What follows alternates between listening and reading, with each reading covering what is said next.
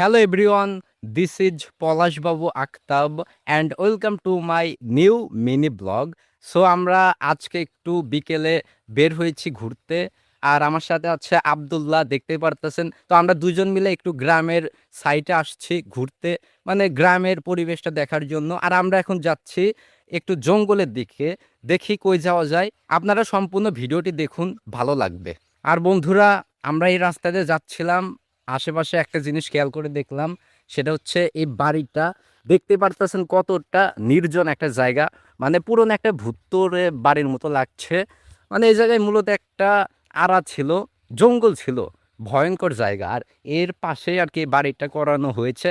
আপনারা হরর ভিডিওতে দেখবেন যে এইরকম নির্জন জায়গায় অনেক সুন্দর বাড়ি থাকে।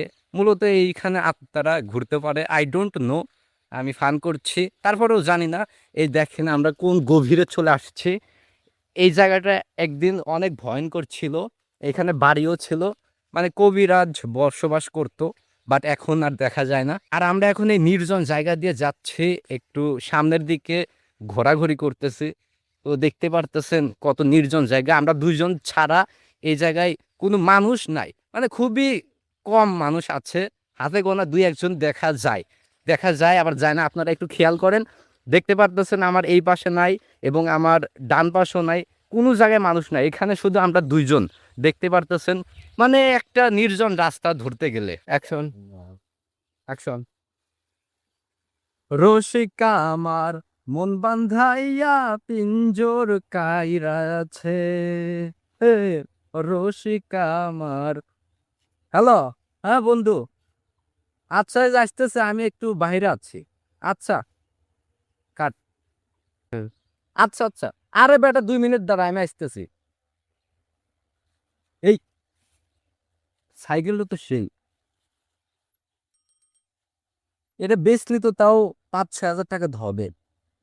আশেপাশে তো কারো দেখতেছি না। কার ওকে ছবি দেখা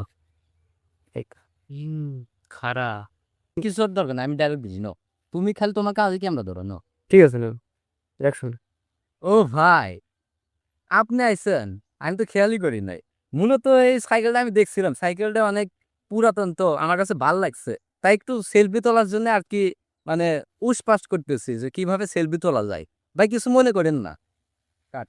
আর বন্ধুরা, আমরা এখন বাড়ির দিকে যাচ্ছি। মূলত আমরা একটু ভিডিও বানাইতে আসছিলাম, ফানি ভিডিও।